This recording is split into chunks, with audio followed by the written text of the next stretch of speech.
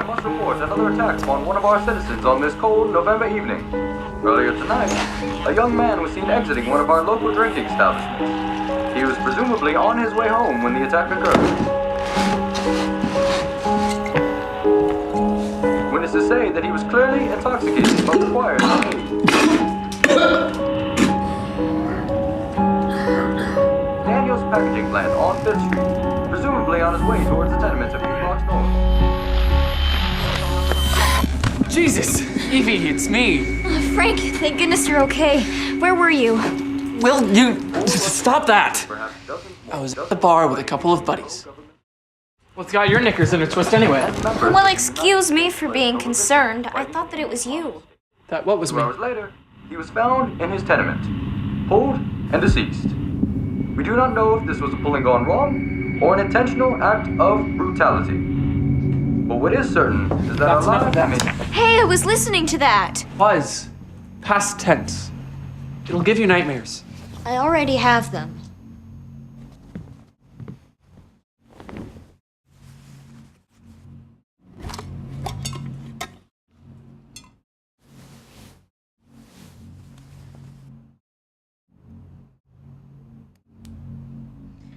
Row, row, row your boat gently down the stream. Merrily, merrily, merrily, merrily, life is but a dream.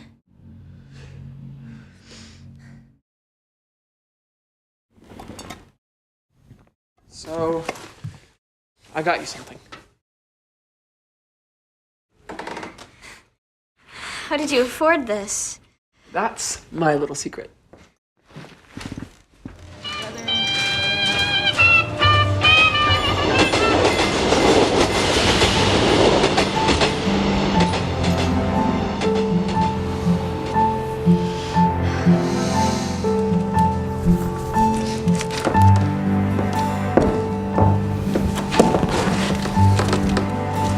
How was work?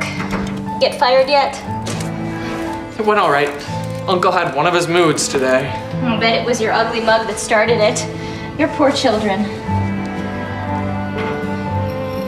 Frank? Frank?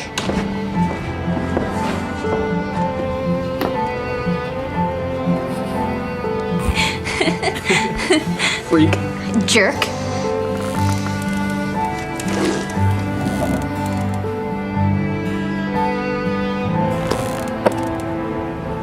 What happened to the radio?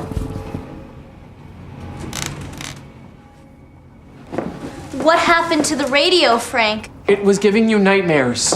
Don't tell me you sold it! Frank, I'll worry if I don't know what's going on. You'll worry regardless. I'd worry less if I knew you weren't dead in a ditch somewhere. Where do you go at night, Frank? To the bar. You were never a good liar, Frank. After what happened with Mother and Father, Where are you going? Frank!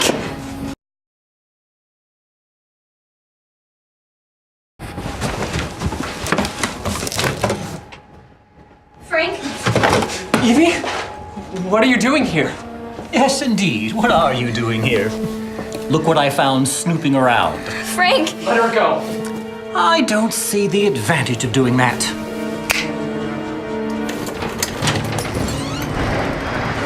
Frank, what is this place? Oh, that's right. She doesn't know. Oh, my. What a lovely red scarf you have here. Did you ever wonder how he was able to acquire such a luxury on a plant worker's salary? Shut your mouth! Don't listen to him, Evie. A street urchin like your brother could never afford to acquire such a commodity unless it had been stolen. Perhaps on one of his late-night pullings. He goes to the bar at night. Tell him, Frank. He's lying, right, Frank? You're not a tooth fairy, are you?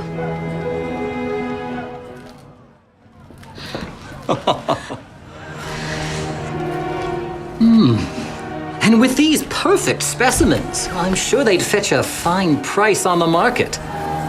You've outdone yourself this time, boy. Don't listen to him, Evie. Let her go, or I swear to God! Oh, you what? Beat me? Pull me? Kill me? How could you be... How could he? I did it for you. I did it so we could have food on the table and your medicine to make sure that you're well. How touching.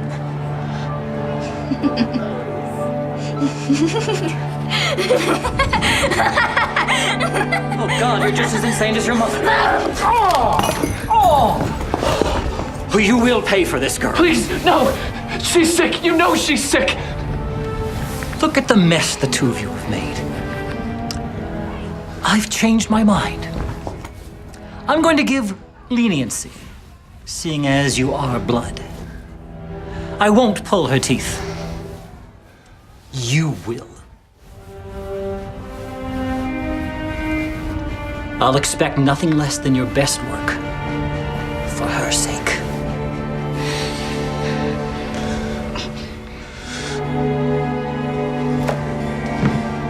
Saw this guy today, Danny Harris.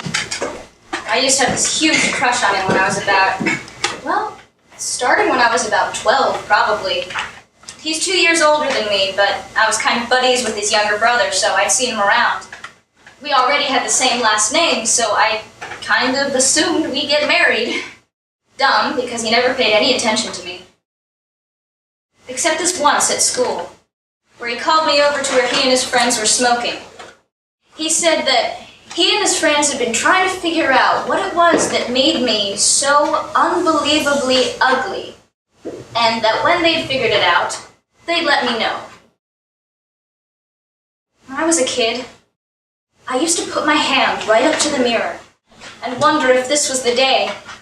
I really thought that eventually, when everything was in place and the time and magic were right, I'd put my hand up to the mirror and I'd pass through the looking glass into Wonderland, or Middle-earth, or get somehow to Stable Hill in the last days of Narnia, in time to save the talking horses.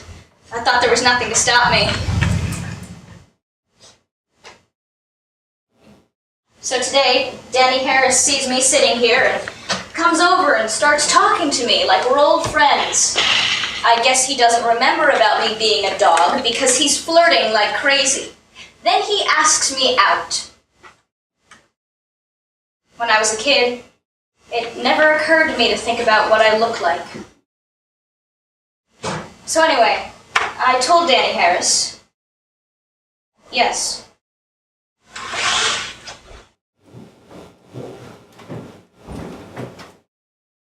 How long before you have to leave? About 10 minutes. Oh, I'm running terribly late. Do you think you could run to the corner and grab me some aspirin? Sure. Is that what you're wearing to the game tonight? That little top? Why? It's pretty, honey. It's just... It's fine. I have a terrible headache.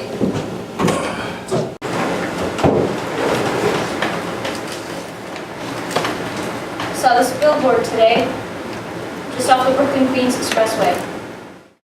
It said, "Drive carefully, we can wait." And underneath in smaller type it said, "Rock of Ages, gravestones, monuments, and vaults. Drive carefully, we can wait." I was on my way to Bay Ridge with Danny Harris. That's when I saw the sign. It was our first date. He was taking me to this party a friend of his was having. He picked me up at the museum and gave me a big smooch before we started out. That was nice.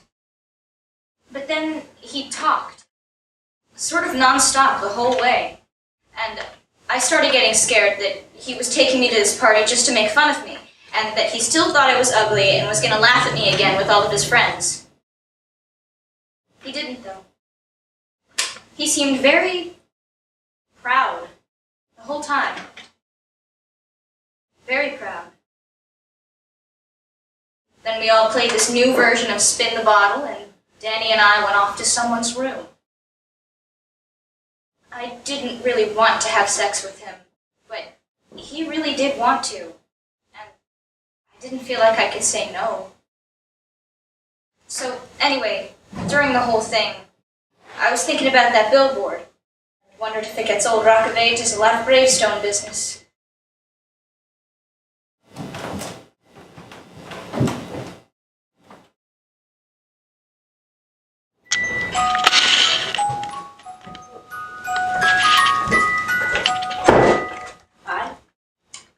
Hi. What you doing? Nothing. I'm just looking at stuff. Did you have a good time at Stephanie's? Look at me. What's going on in that head of yours? Nothing. Nothing. Yeah. But you tell me if there was, right? Yeah. All right. Good night, Phoebe.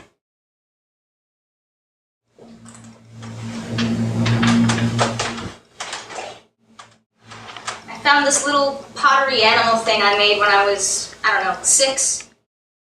It was in the box of stuff my dad was looking through.